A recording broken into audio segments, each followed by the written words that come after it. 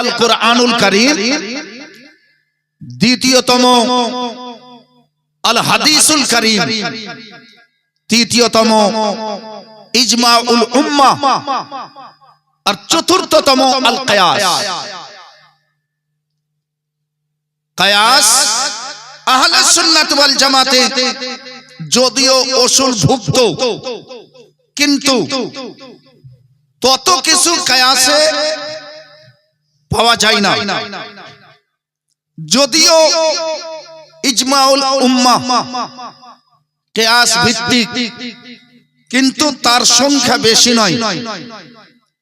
সব চাইতে বেশি আমল এবং আকীদা সম্পর্কিত যত আহলে সুন্নাত ওয়াল জামাতের রয়েছে, তার মারকাজ, তার মারজা, তার মাখজান, তার কেন্দ্রবিন্দু হলো একমাত্র কোরআন এবং পবিত্র হাদিস। আজ আমাদের আহলে সুন্নাত ওয়াল জামাতে বহু রকমের কৌতূহল দেখতে পাওয়া যায়।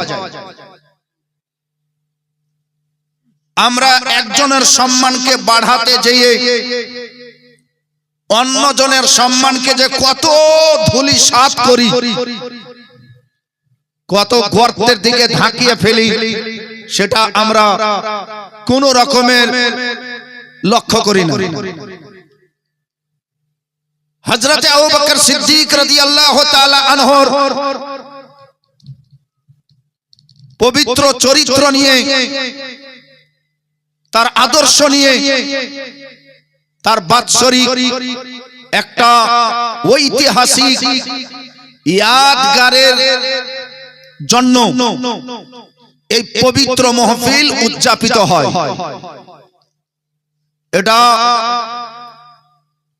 কেশরপুর গ্রামবাসীর জন্য সুবর্ণ একটা সুযোগ, তাদের এটা ভাগ্য। সব জায়গাতে এখনো মাহফিল, এরূপ মাহফিল সুসজ্জিত হয় না। কিছু জায়গাতে যেমন হয় আঙ্গুলের গোনা, তেমনি ভাবে আলহামদুলিল্লাহ কেশরপুরের কিছু নব যুবকদের উদ্যোগে এই ধরতিতে, এই জায়গাতে আকা মুস্তাফা সাল্লাল্লাহু তাআলা আলাইহি ওয়াসাল্লাম পৃথিবীতে যাকে সব চাইতে ভালোবেসেছেন, তার নাম হলো আবু বকর সিদ্দিক, আর তার মাহফিল এই জায়গাতে উদযাপিত হয়। আমি শুধু বক্তা হয়ে আসেনি, আজকে বক্তব্য নিজের সাথে নিয়ে এসেছি। এই কিতাবটা আপনি একটু দেখেন, এর নাম হলো সাওয়ানেহে কারবালা। এর লেখক আমার দাদা ওস্তাদ, আমার ওস্তাদ হলো হযরত আল্লামা মুফতি তারিকুল্লাহ রশিদি শাইখুল হাদিস জামিয়া নাঈমিয়া মুরাদাবাদ, আর তার ওস্তাদ হলো হুজুর সদরুল আফাজিল ফখরুল আমাসিল সৈয়দ নাঈমউদ্দিন মুহাদ্দিসে মুরাদাবাদী রাহমাতুল্লাহি আলাইহি। এই কিতাবটা আপনি ভাবছেন যে বুখারী শরীফের সমান নয়, খুব মোটা কিতাব নয়, বাহরে শরিয়াতের সমান মোটা নয়। আলহামদুলিল্লাহ, সাওয়ানে কারবালা মানে কারবালার ঘটনা এতে লিপিবদ্ধ। গোটা দুনিয়াতে ইমাম হুসাইন রাদিয়াল্লাহু তাআলা আনহুর জীবনীতে, সিরাতে, সাওয়ানেহে যত কিতাব লেখা হয়েছে, সব চাইতে উর্দু ভাষায় গ্রহণযোগ্য কিতাব যদি কোন কিতাব আছে, সেই কিতাবের নাম হলো সাওয়ানেহে কারবালা। এই কিতাবের মর্যাদা অন্যান্য উর্দু কিতাবের তুলনায়, যেমন তুর পাহাড় যদিও ছোট, কিন্তু হিমালয় পর্বত চাইতেও তার মর্যাদা বড়। লেখা আছে একজন আওলাদে গাউসে আজম, যিনি বড় পীরের আওলাদ, হযরতে সৈয়দ নাঈমউদ্দিন মুহাদ্দিসে মুরাদাবাদী রাহমাতুল্লাহ আলাইহি, আমার অধ্যয়ন মোতাবেক ইনসাফ কাকে বলে, ন্যায় বিচার কাকে বলে, কোন রকমের আশপাশ তাসুব, কোন রকমের টানাটানি, কোন রকমের পাশদারি যার ভিতরে ছিল না, তার নাম হলো সৈয়দ নাঈমউদ্দিন মুহাদ্দিসে মুরাদাবাদী। তিনি লিখেছেন একজন আওলাদে গাউসে আজম হয়েও তিনি লিখেছেন আওলাদে ইমামে হুসাইন, তিনি লিখেছেন যিনি আলে রাসূল, উনি সদা সর্বদা হাদিস যেটা সহিহ সেই কথাটাই লিখতে গেছেন।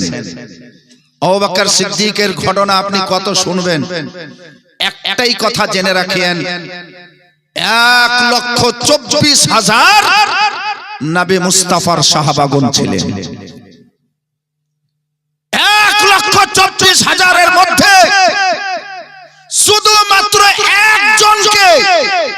শুধুমাত্র একজনকে আল্লাহ বলেছেন, হে আমার মুস্তাফা, হে আমার মাহবুব, যে তোমার সাথে আছে আমি তাকে তোমার সাহাবী মেনে নিয়েছি।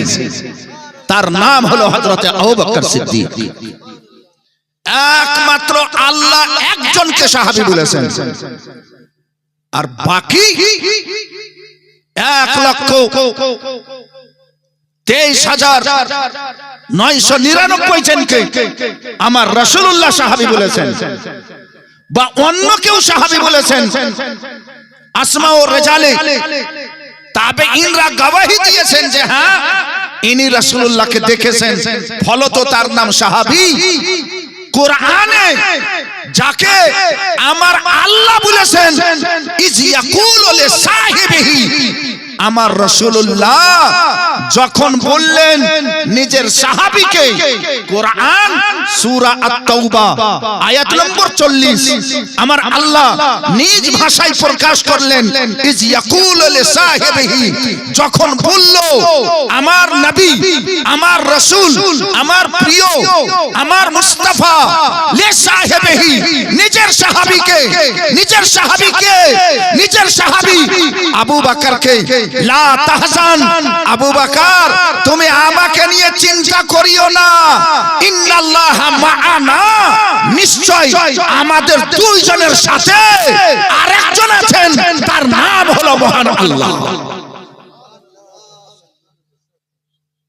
এই কথাটা কখন বলেছিলেন? এই কথাটা বলেছিলেন গারে হীরা, গারে সৌর,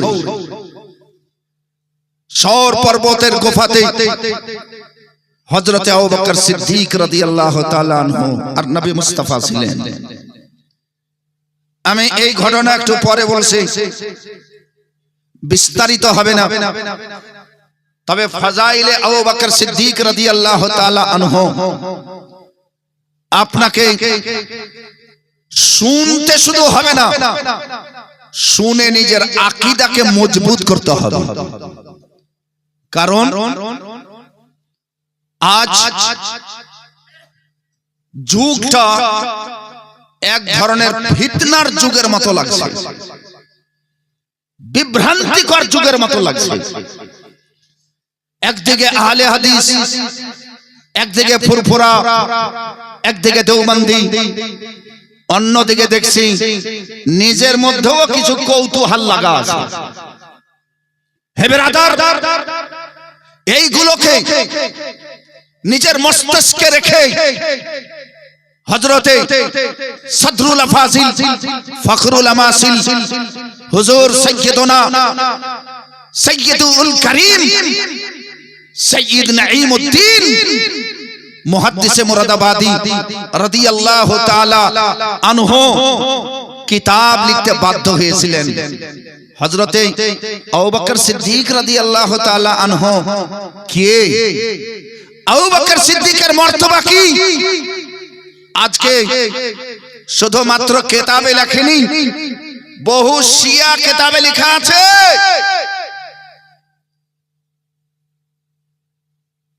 अली का पहला नंबर, अबू बकर सिद्दीक का पहला नंबर नहीं, पहला नंबर अली का है। अली पहला खलीफा है।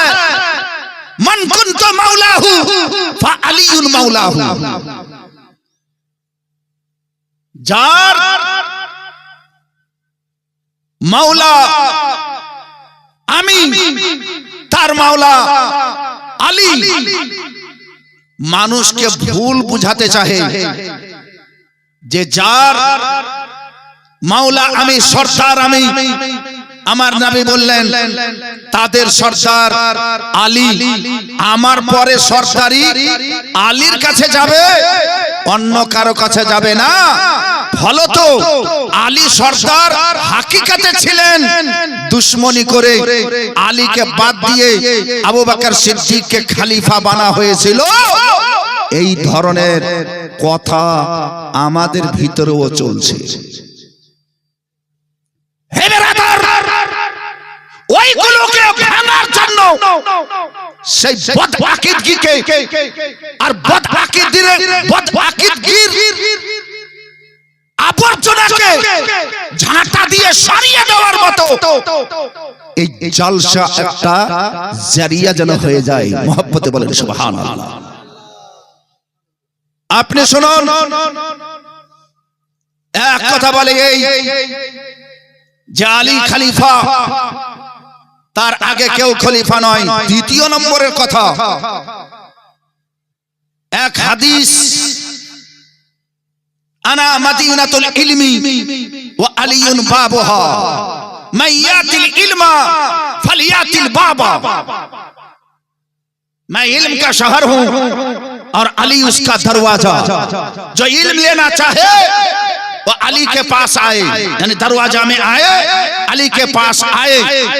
तो अबू बकर को भी अली के पास से इल्म लेना होगा, उमर को भी अली के पास से इल्म लेना होगा, उस्मान को भी अली के पास से इल्म लेना होगा।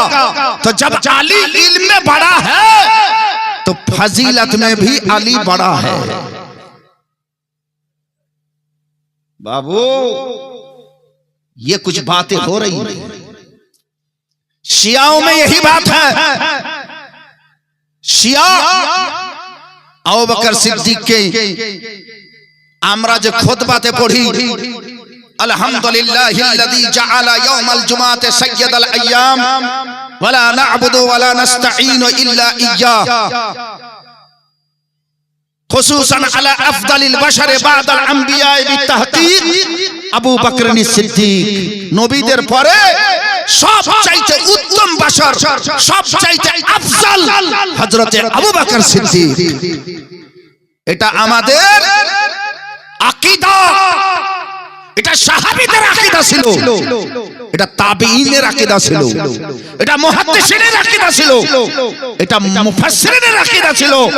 আর এটাই চূড়ান্ত ভাবে গোটা কিয়ামত পর্যন্ত আহলে সুন্নাত ওয়াল জামাতের আকীদা থাকবে। আজ কিছু লোক পাইতারা করছে আর বলছে আলী যেহেতু ইলমে সব চাইতে বড়, আলী হচ্ছে ইলমের দরজা, ইলম নিতে হলে আলীর কাছে নিতে হবে, তাহলে আলীরই মর্তবা বড় হলো। আবু বকর সিদ্দিককেও আলীর কাছ থেকে ইলম নিতে হবে, উমর ফারুককেও আলীর কাছ থেকে ইলম নিতে হবে। হে ব্রাদার, সাবধান হয়ে যান। আমি একটা কথা বললে লঙ্কাতে আগুন লেগে যেতে পারে, তার পরোয়া করি না। কথাটা শুনেন, অধিকাংশ মুহাদ্দিসিনে কেরাম এই হাদিসকে জয়ীফ বলেছে। আঙ্গুলের গোনা মাত্র 2-3টা মুহাদ্দিস তাকে শেখা বলেছেন, না হলে অধিকাংশ অসংখ্য মুহাদ্দিসিনে কেরাম এই হাদিসকে জয়ীফ বলেছেন। জয়ীফ হাদিস হুজ্জাত হয় না। জয়ীফ হাদিস দলিল হয় না, শুধুমাত্র ফজিলত বর্ণনা করার জন্য, তারগীব দেওয়ার জন্য, তারহিব দেওয়ার জন্য তাকে শুধু বর্ণনা করা যায়, বয়ান করা যায়, দলিলে ওই হাদিসকে পেশ করা যায় না। যারা ঝুমকে বলিয়ে পহিলা তো তোমার এটা দলিলই চলবে না। আর যদি আপনি খুব জবরদস্তি করছেন যে না হাদিস সহি আছে, না হাদিস সহি আছে, চলো বাবা ঠিক আছে আপনার কথা মানলাম, তা আপনার কথা মানবো না হযরতে আলীর কথা মানবো? হযরতে আলী মুশকিল কুশা রাদিয়াল্লাহু তাআলা আনহুর দুটাই বেটা ছিলেন না? ঝুমকে বলিয়ে আরো মহব্বতে বলেন। আপনারা ভাবছেন যে হযরতে আলীর মাত্র দুইজনই বেটা আছে। হযরতে আব্বাস কার বেটা? হযরতে আলীর বেটা। মুহাম্মদ কার বেটা? হযরতে আলীর বেটা। আমরা তো মাত্র জানি আলীর দুটাই বেটা। হেবের আধার আমরা তো এটাই জানছি যে শিমর ইমামে হুসেনকে শহীদ করে দিয়েছেন। শিমরটা হলো হযরতে আলীর নিজের শালা, হযরতে আলীর নিজের শালা। জিম্মেদার স্টেজে দায়িত্ব সহকারে দু চারটি কথা বলে যাচ্ছি। হযরতে আলীকে সুন্নি কেউ হত্যা করেননি, শহীদ করেননি। হযরতে আলীকে তারই আত্মীয় খারিজিরা শহীদ করেছে, শিয়ারা শহীদ করেছে। শিয়ানে আলী আলীকে শহীদ করেছে, ইমামে হুসেনকে শিয়ানে আলী শহীদ করেছে। আপনি আচম্বিত হয়ে যাবেন। এইগুলো হাকিকাত, কিছু বর্ণনা করা যায় না।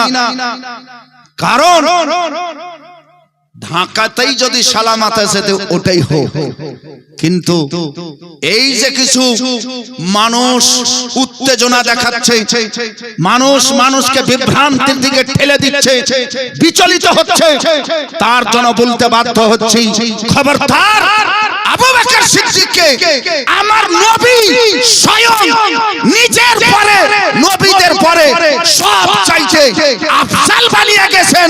তোমার কি ক্ষমতা যে আবু বকর সিদ্দিককে তার সিংহাসন থেকে টেনে নিচে নামিয়ে দিয়ে আর নিচে বসাতে পারো?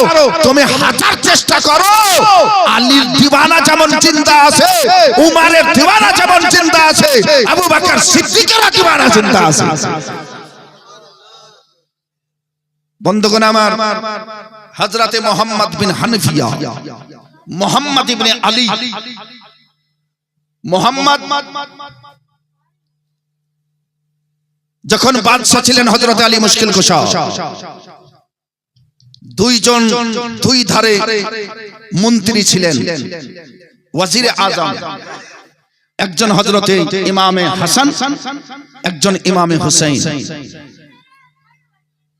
সেনাপতি ছিলেন মুহাম্মদ ইবনে আলী।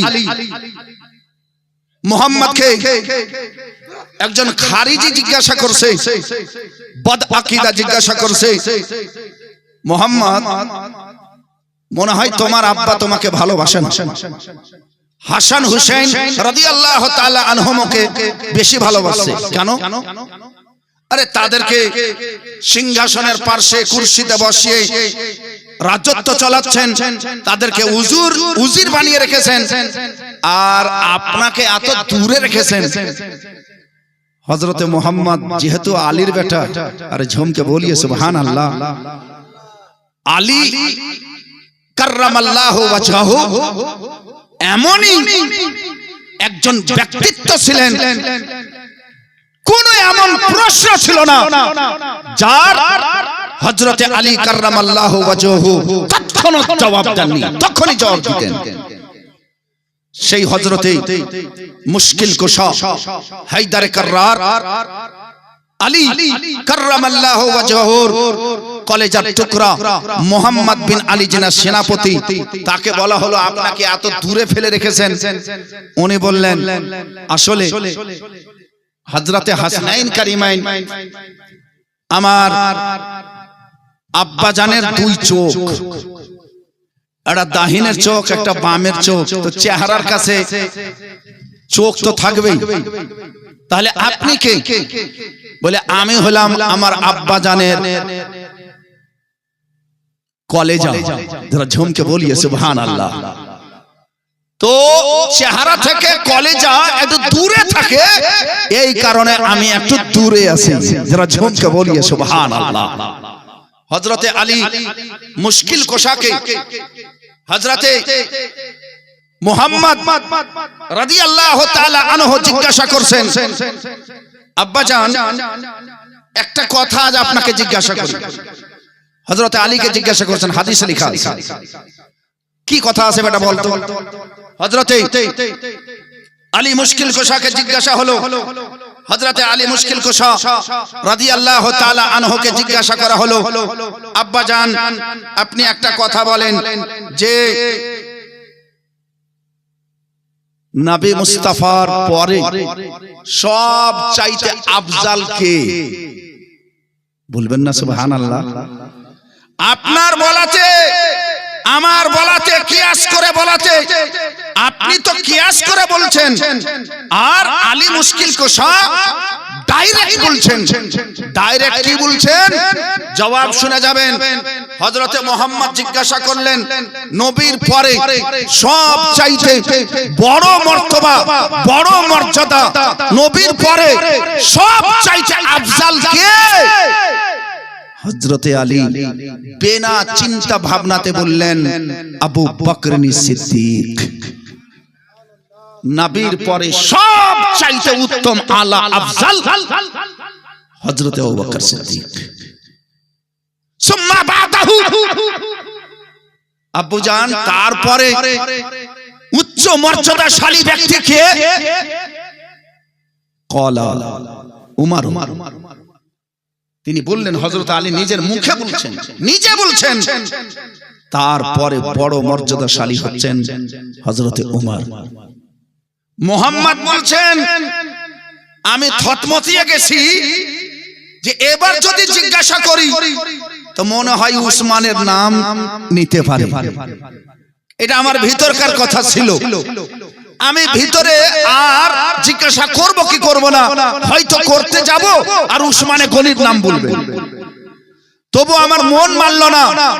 আমি বললাম সুম্মা বাদাহু, ফির তার আবার তারপরে তাদের কার মর্তবা? হযরত আলী মুশকিল কোশা রাদিয়াল্লাহু তাআলা আনহু বললেন, তাদের দুইজনের পর আল্লাহ রাব্বুল আলামিন বেশি জানেন কার মর্তবা বেশি আছে। যারা ঝমকে বলিয়ে সুবহানাল্লাহ। বিরাদার, হযরতে আলী মুশকিল কোশা কাররামাল্লাহু ওয়াজহু 100 বার ফাতিহা খাইবার। হযরতে আলী মুশকিল কোশা বাবুল ইলম, 100 বার বাবুল ইলম। হযরতে আলী মুশকিল কোশা যার ব্যাপারে তার মর্তবা নিয়ে কাউকে কোন রকমের সন্দেহ নেই, কিন্তু আপনি কাউকে হত্যা করে কারো মর্যাদা বাড়াবেন, আহলে সুন্নাত ওয়াল জামাতের যারা রাব্বানি আলিম, যারা হাক্কানি আলিম, তারা কোনো সময় বরদাস্ত করে নেবেন। মনে রাখেন।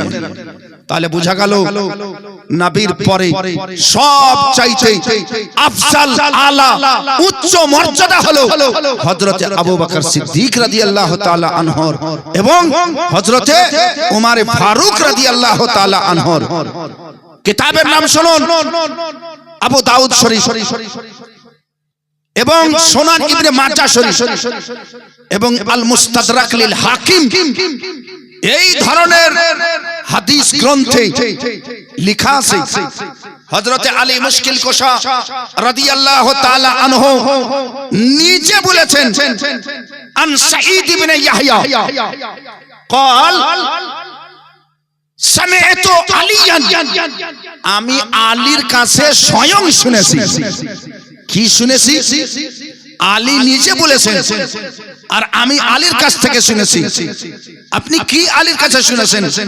উনি বলেন, খায়রুন নাসে বাদাল আম্বিয়া আবু বকর সিদ্দিক মানুষের মধ্যে সব চাইতে উত্তম মানুষ, সব চাইতে আফজাল বাশার, সব চাইতে আফজাল ব্যক্তিত্ব।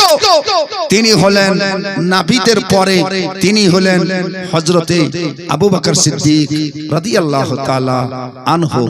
হে বিরাদার, ফলত আবু বকর সিদ্দিক রাদিয়াল্লাহু তাআলা আনহু যে পহেলা খলিফা, এতে সুন্নি জামাতের সাহাবা যুগ থেকে আজ পর্যন্ত কোন রকমের দ্বিমত নেই। তিনি খলিফা হয়েছিলেন, এটি সব চাইতে বেশি চেষ্টা ছিল।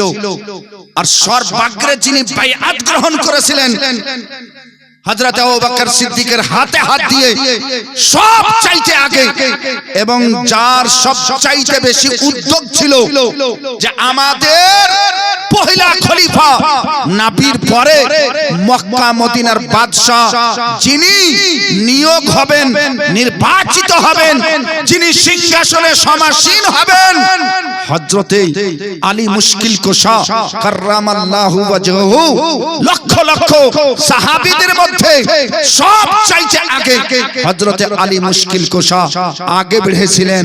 আর হযরতে আবু বকর সিদ্দিককে তিনি সিংহাসনে বসিয়ে সব চাইতে আগে তিনি, অর্থাৎ হযরতে আলী হযরতে আবু বকর সিদ্দিকের হাতে হাত দিয়ে বাইআত হয়েছিলেন। যারা ঝুমকে বলো সুবহানাল্লাহ, আরো একটু মহব্বতে বলেন সুবহানাল্লাহ। আজ যারা বলছেন দামাদাম মস্ত কালান্দার আলী কা পহলা নাম্বার, কথা ঘুরিয়ালেন, সুন্নি জামাতে এই কথা চলবে না। আলী মুশকিল কুশা মর্তবা মর্যাদা, তার পায়ের ধুলা যদি আমরা পেয়ে যাই তো ওটাকে নিজের চোখের সুরমা বানিয়ে নিই। সুরমা তো দূরের কথা, মাথার তাজ পর্যন্ত আমরা মনে করি, এত শ্রদ্ধা সম্মান করি। কিন্তু কারো মর্যাদা কেড়ে কাউকে দেওয়া, এর নাম ইনসাফ নয়, এর নাম হলো দোগলাগিরি করা, এর নাম হলো মাক্কারি করা, এর নাম হলো বেঈমানি করা। যাকে আমার নবী মুস্তাফা যতটা মর্যাদা স্বয়ং দিয়েছেন সেটা উম্মত হিসাবে কবুল করতে হবে। যারা ঝুমকে বলো সুবহানাল্লাহ। প্রাণের বন্ধুগণ আমার, হযরতে আবু বকর সিদ্দিক রাদিয়াল্লাহু তাআলা আনহুর ব্যাপারে এই ধরনের ছিনিমিনির কথা বলি। আরো কিছু কথা আছে, আমি ওইগুলো ঝাড় ঝাঁটা যত আছে আবর্জনামূলক জিনিস আছে সেগুলোকে একটু সরিয়ে দিতে চাই। নবী সাল্লাল্লাহু আলাইহি ওয়াসাল্লামের নিজের একটা বাগান ছিল, ওই বাগানের নাম হলো বাগে ফাদাক। নামটা কি হলো? বাগে ফাদাক। ফাদাক বাগিচা, খেজুরের বাগান ছিল, বিঘার বিঘার বাগান। নবীর নিজে কিনা ছিল আর নবীর নামে দলিল ছিল। আকা সাল্লাল্লাহু আলাইহি ওয়াসাল্লামের ওয়াফাতের পরে, নবীর পর্দা করার পরে, নবী সাল্লাল্লাহু আলাইহি ওয়াসাল্লামের পুত্র সন্তান জীবিত ছিল না। আকা সাল্লাল্লাহু আলাইহি ওয়াসাল্লামের বিটির মধ্যে কেবলমাত্র একজন বিটি জিন্দা ছিলেন, তার নাম হলো হযরতে ফাতেমাতুজ জোহরা রাদিয়াল্লাহু তাআলা আনহা। ইনি ছিলেন জিন্দা, বাকি বেটিরাও ইন্তেকাল করে গেছিলেন। নবী সাল্লাল্লাহু তাআলা আলাইহি ওয়াসাল্লাম নিজের বেটি উম্মে কুলসুমকে নিজের হাতে দফন করেছিলেন, হযরতে রুকাইয়াকে নিজের হাতে দফন করেছিলেন। হে বিরাদার, লাস্ট বেটি হযরতে ফাতেমাতুজ জোহরা রাদিয়াল্লাহু তাআলা আনহা জিন্দা ছিলেন। সেই সময় খলিফাতুল মুসলিমিন আমিরুল মুমিনিন হযরতে আবু বকর সিদ্দিক রাদিয়াল্লাহু তাআলা আনহু সিংহাসনে বাদশা হয়ে মানুষের ন্যায় বিচার করতেন, তিনি আদিল হয়ে বসতেন, তিনি ইনসাফ করতেন। হযরতে ফাতেমাতুজ জোহরা রাদিয়াল্লাহু তাআলা আনহা হঠাৎ করে আবু বকর সিদ্দিক রাদিয়াল্লাহু তাআলা আনহুর আদালতে পৌঁছে গেছিলেন। হে বেরাদার, আপনি শুনে আশ্চর্যজম্বিত হবেন। আপনি শুনে আপনাকে যেন কেমন লাগবে। হযরতে ফাতেমাতুজ জোহরা যে বলছেন, আবু বকর আপনি হলেন বাদশা, আমার আব্বা জানের এই যে বাগে ফাদাক খেজুরের বাগান, ওর অগ্রাধিকারিনী, ওর হকদার, ওর মিরাস বেটিকেই তো পাওয়া যাবে। যেমন কারো বাপ মরছে তো আর বেটা বেটিকে পাওয়া যায় না, যায় না? আরে কিছু তো বলবেন। যাই, তাহলে নবী সাল্লাল্লাহু আলাইহি ওয়াসাল্লাম পর্দা করেছেন, তার বেটিকে পাওয়া যাবে কি যাবে না? আপনি পর্দা করা মানে নবীর মরা মানছেন? একটু জোরে বলেন, মরা মানছেন? মরা তো মানি না।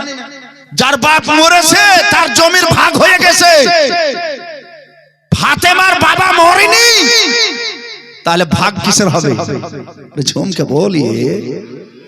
দ্বিতীয় কথা শুনেন, আমার নবী সাল্লাল্লাহু আলাইহি ওয়াসাল্লাম বলেন, সব বাপের জমির ভাগ হবে, তার বেটা পাবে, তার বিটি পাবে। আমি নবী, আমার ভাগের জমি আমার বিটি বেটার কাছে ভাগ হবে না, কারণ আমি নবী, ফাতেমার নিজের বাবা আর সারা উম্মতের রুহানি বাবা। ফলত আমার জমি আমার ওয়াফাত বরণের পরে, আমার পর্দা করার পরে, আমার জমি আমার সারা জগতের কিয়ামত পর্যন্ত যত উম্মত হবে সবারই ভাগে ছেড়ে গেল। এরা জমকে বলি। তাহলে আমরা যতই গরিব হোক না কেন, আমাদেরও মক্কা মদিনাতে জমি আছে। বলবেন না একটু জোরে? আরে আরো একটু মহব্বতে বলেন। তাই আজ পর্যন্ত সেই বাগান আছে, নবীর হাতের লাগা বাগান আছে আজ পর্যন্ত। ওই বাগানের যত খেজুর হয় সব জমা হয়, বিক্রি হয় না, উম্মতের কাছে বিতরণ হয়। আমরা অনেক দূরে আছি, এত দূরে আসতে পারা যায় না। হে বেরাদার, ওই বাগানের জন্য যখন হযরতে ফাতেমাতুজ জোহরা আবেদন করেছিলেন, হযরতে আবু বকর সিদ্দিক রাদিয়াল্লাহু তাআলা আনহু তাকে জবাব দিয়েছিলেন, মারে আমি তোর অতি শ্রদ্ধা করি, আমি বলো তোমার আবেদন বাপের জমি বেটি পাবে, আমি জানি 100 বার পাবে, কিন্তু তোমার বাবা সারা জগতের বাবার মতো ছিলেন না। তোমার বাবা নবী, সারা জগতের বাবা উম্মতি। ঝুমকে বলিয়ে সুবহানাল্লাহ। তোমার বাবার কানুন, তোমার বাবার জন্য কানুন আলাদা, উম্মতির জন্য কানুন আলাদা। আর এই কানুন আমি তৈরি করিনি, এই কানুন স্বয়ং নবী মুস্তাফা আমার বাদশা তৈরি করে গেছেন। ফলত তুমি যদি চাহো তা আমি আমার জমি তোমাকে দিয়ে দিতে পারি, কিন্তু নবীর জমি যদি আমি দিয়ে দিই, কাল কিয়ামতের মাঠে আমাকে আমার মুস্তাফা জিজ্ঞাসা করবেন, আবু বকর তুমি আমার পিটির একটা হুমকিতে তুমি আমার কানুনের খিলাফ করেছো, এই খিলাফটা আমি করতে পারবো না। বলেন আবু বকর সিদ্দিক রাদিয়াল্লাহু তাআলা আনহু ওই জমির ভাগ হযরতে ফাতেমাতুজ জোহরাকে তুলে দিলেন না, তো হযরতে আবু বকর সিদ্দিকের কিঞ্চিত পরিমাণ ভুল আমরা দেখতে পাচ্ছি। আরে বলেন, দেখতে পাওয়া যায় না, কিঞ্চিত পরিমাণ ভুল দেখতে পাওয়া যায় না।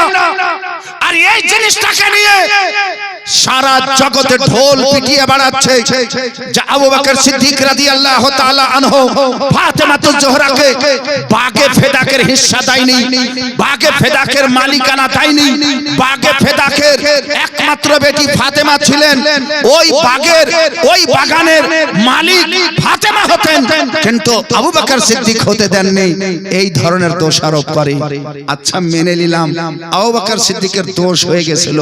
আবু বকর সিদ্দিকের পরে উমারে ফারুক বাদশা হলেন, তারপরে উসমানে গনি বাদশা হলেন, তারপরে হযরতে আলী মুশকিল কুশা বাদশা হলেন। আরে ঝুমকে বলিয়ে আলী মুশকিল কুশা বাদশা হলেন। ফাতেমাতুজ জোহরার ইন্তেকাল হয়ে গেছে।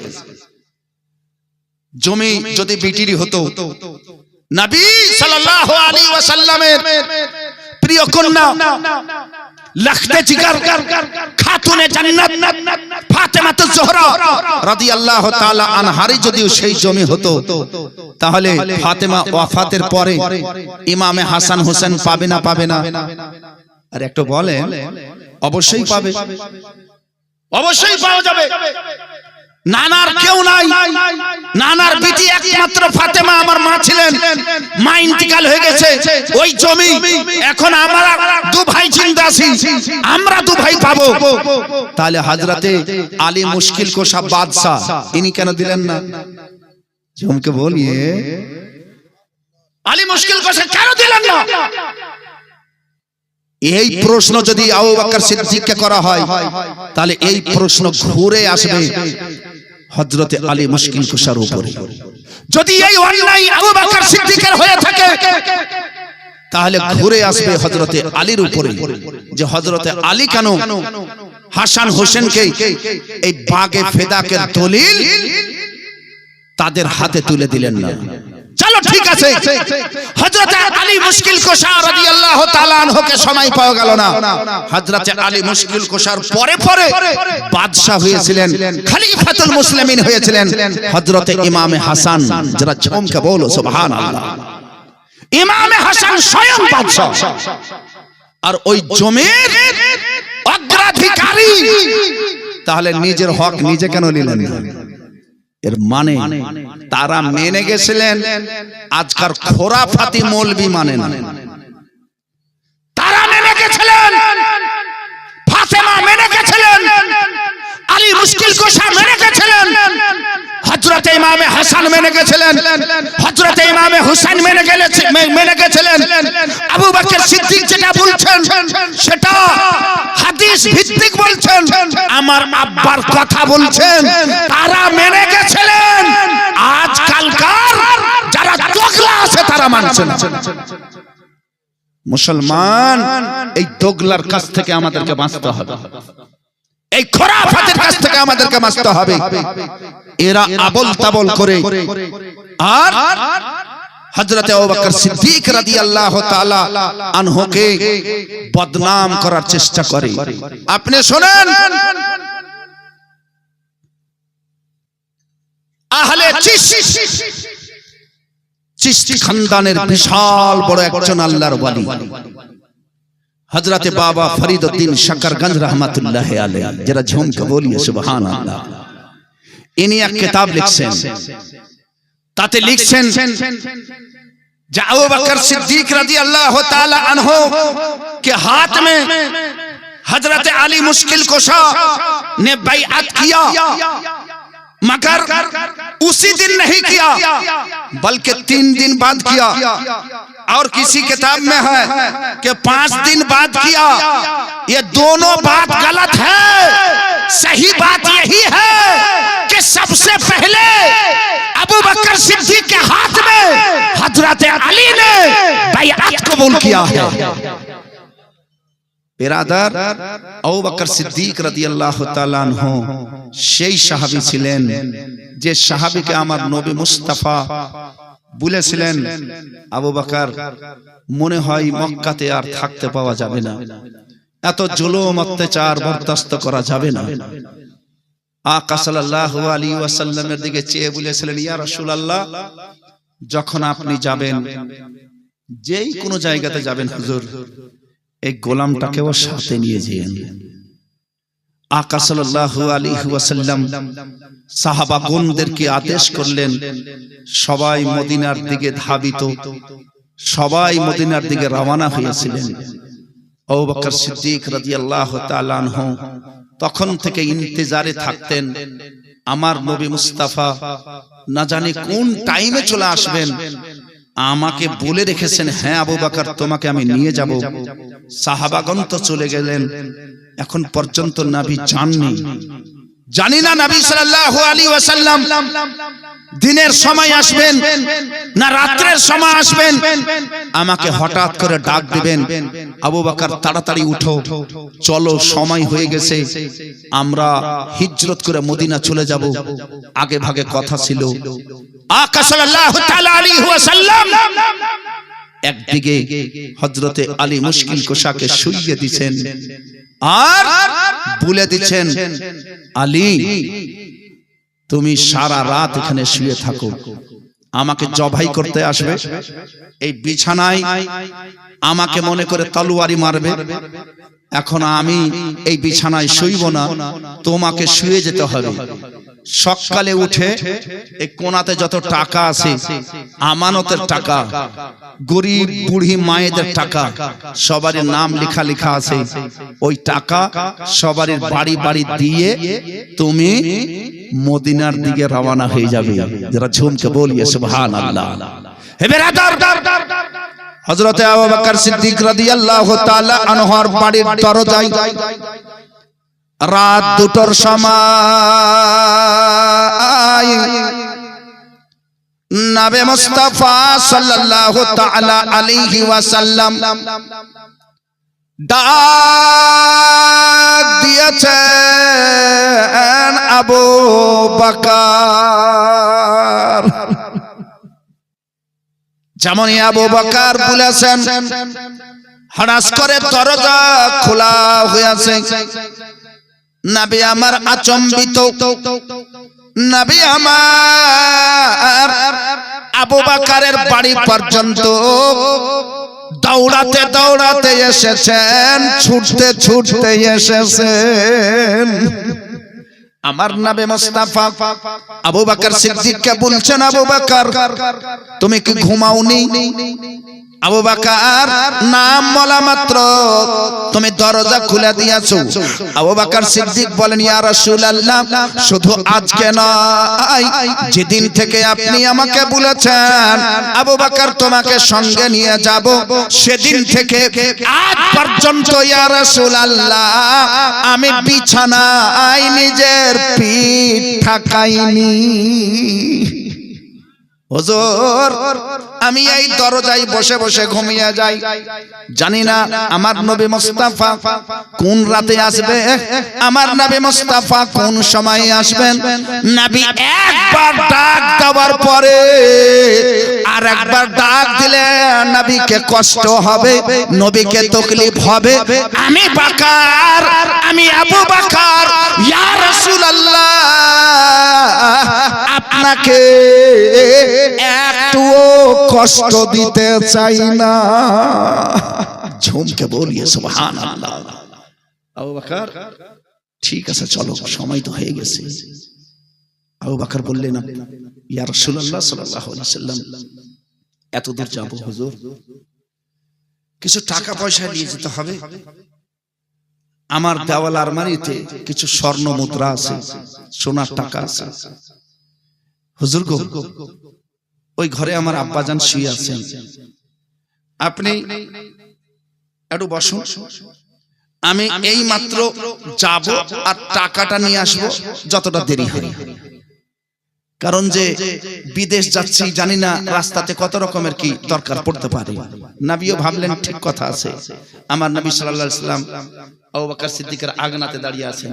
আবু বকর একটাই বেটা, বাবার নাম আবু কুহাফা। কি বিচিত্র ব্যাপার দেখেন, আবু বকর পাকা নবীর গোলাম, নবীর উম্মত, কলমা পড়ছে লা ইলাহা ইল্লাল্লাহ মুহাম্মাদুর রাসূলুল্লাহ। আর আবু বকর সিদ্দিকের আব্বা কলমা পড়ে না, মুসলমান নয়, কাফির।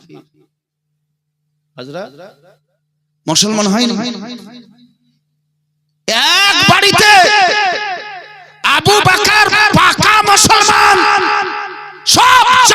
আগে ইসলাম ধর্ম কবুল করেছেন হযরতে আবু বকর সিদ্দিক। পুরুষদের মধ্যে, বয়স্কদের মধ্যে, বাচ্চাদের মধ্যে, শৈশব কিশোরদের মধ্যে হযরতে আলী, আর মেয়েদের মধ্যে, মহিলাদের মধ্যে হযরতে খাদিজাতুল কুবরা। আকা সাল্লাল্লাহু আলাইহি ওয়াসাল্লাম দেখছেন তার বাবা শুয়ে আছে, নবী আমার দরজার সামনে এইভাবে আগনাতে একটু দাঁড়ালেন। আবু বকর সিদ্দিক, কিতাবে লেখা আছে, খুব ধীরে ধীরে পা রাখছেন আর যাচ্ছেন। আর যেমনই যে আলমারি খুলে আর ওই টাকার যেটা ঝোলা ছিল ওটাকে উঠালছে, তো সোনার টাকা তো উঠা মাত্র ঝানাত করে উঠেছে। হযরতে আবু কুহাফার ঘুম ভেঙে গেল, বসে গেছেন, চোখে খুব কম দেখতে পাচ্ছেন। রাত্রের সময় প্রদীপ জ্বলছে না। কে কে তুমি? আবু বকর তখন টাকাটা নিয়ে দরজায় এসে গেছে। বাবা বলছে, কে? আবু বকর। বাবা পিছনে, দরজায় আবু বকর। সিচুয়েশন দেখেন, অবস্থা দেখেন কিরকম আছে।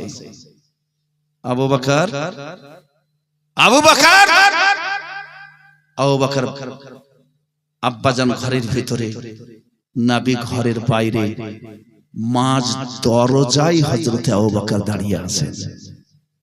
আবু বকর বুঝছেন, জানছেন, আমি যদি বলে দিই হ্যাঁ আব্বাজান আমি আবু বকর, তো আমার আব্বা আমাকে বলবেন যে আমি বুড়ো মানুষ, আমাকে ছেড়ে তুই কোথায় যাবি?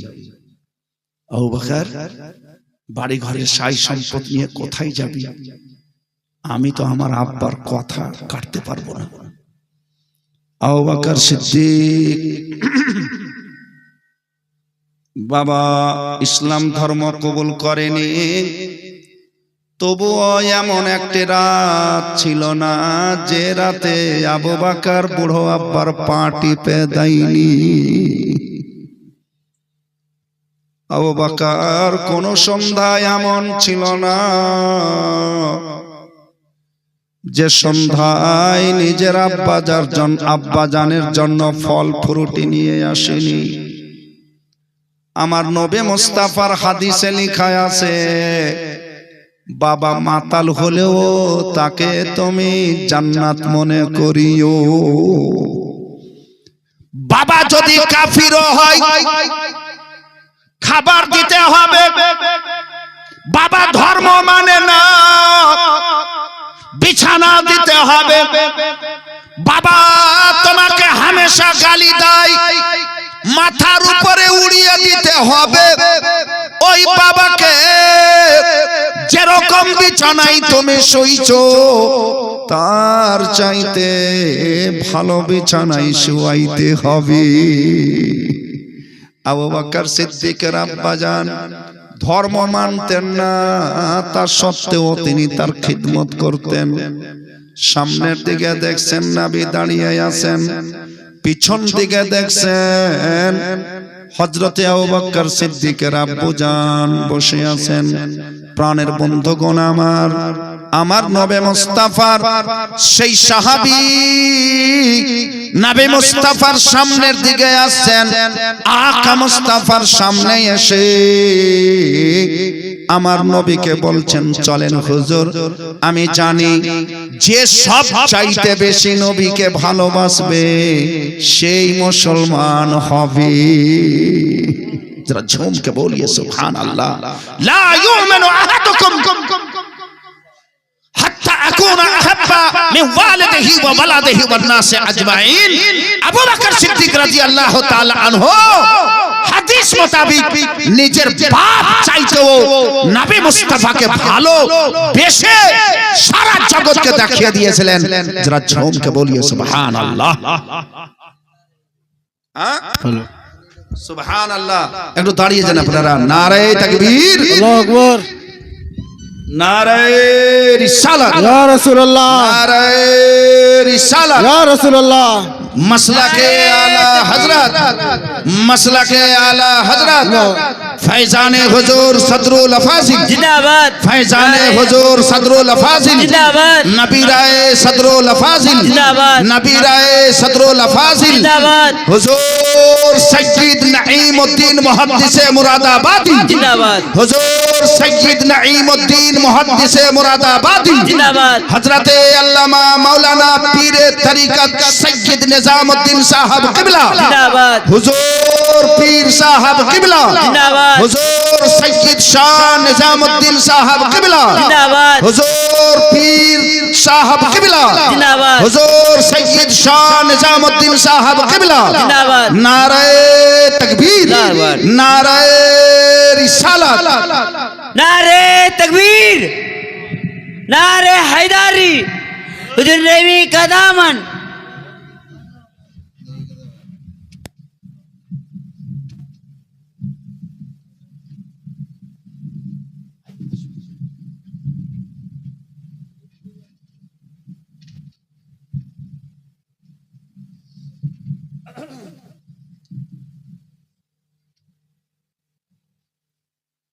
মাশাআল্লাহ বসে যান বসে যান আলহামদুলিল্লাহ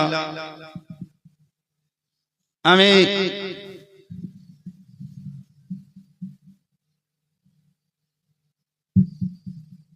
আপনাদের সম্মুখে বেশ কিছুক্ষণ ধরে আলোচনা রাখলাম হযরতে আবু বকর সিদ্দিক রাদিয়াল্লাহু তাআলা আনহু যাকে আমার রাসূলুল্লাহ সাল্লাল্লাহু তাআলা আলাইহি ওয়াসাল্লাম আতীকুম মিনান নার সিদ্দিক এমন একজন আমার সাহাবী যাকে আল্লাহ জাহান্নাম থেকে আজাদ করে দিয়েছেন। আবু বকর সিদ্দিক রাদিয়াল্লাহু তাআলা আনহুর ব্যাপারে যত কিছু লেখক আছে বা আহলে বাইতের ব্যাপারে উর্দু কিতাব লিখনে वाला লেখক যত আছে আমি এক দুই খানা কিতাবের অধ্যয়ন করিনি, প্রায় আমার আঙ্গুলের গোনা 30 খানা উর্দু কিতাব আমি নিজে লেখা পড়া হিসাবে তার অধ্যয়ন করেছি, স্টাডি করেছি, পড়েছি, দেখেছি। হে ব্রাদার, কিন্তু এই যে আমার হাতে দেখছেন একখানা কিতাব, তার আগেও আপনাদেরকে দেখালাম, এখনো দেখাচ্ছি, এর নাম হলো সাওয়ানেহে কারবালা। এই কিতাবটি এমনই একটি কিতাব যে কিতাবে কোন রকমের ভেজাল থাকা তো দূরের কথা, যেগুলো ভেজাল সুন্নি জামাতে কেউ ঢুকিয়ে দিয়েছিল হুজুর সদরুল আফাজিল ঝাড়ু নিয়ে পরিষ্কার করে দিয়েছে। হুজুর সদরুল আফাজিল আলাইহি রহমাত ওয়া রিদওয়ানের এই সাওয়ানেহে কারবালা কিতাবকে আমি তো মনে করছি কারবালার ইতিহাস লিখা যত উর্দুতে কিতাব আছে সেই কিতাবের কাছে এই কিতাবটি তুর পাহাড়ের মতো মর্যাদাশালী কিতাব রয়েছে। হিমালয় পর্বতকে যতই ওর ওজন হোক আর যতই লম্বা হোক তুর পাহাড়ের মতন হতে পারে না, ঠিক তেমনি হে বেরাদার এই কিতাবে আহলে বাইত সম্পর্কে আলহামদুলিল্লাহ সুম্মা আলহামদুলিল্লাহ যথেষ্টভাবে যেটা কোরআন এবং হাদিস ভিত্তিক সেই হিসাবে লেখা আছে। আবু বকর সিদ্দিক রাদিয়াল্লাহু তাআলা আনহুর আসল পরিচয় যদি আপনি পেতে চান তাহলে আপনাকে এক নজর সাওয়ানেহে কারবালা কিতাবটি পড়ে দেখতে হবে। আমি হুজুর সদরুল আফাজিল ফখরুল আমাসিল আলাইহি রহমাত ওয়া রিদওয়ানের কিতাব থেকে অনেকগুলো উদ্ধৃতি, যতগুলো উদ্ধৃতি আমি পেশ করেছি সব তাতে লেখা আছে। আমি থেকে শেষ পর্যন্ত এই কিতাবটাকে পড়েছি।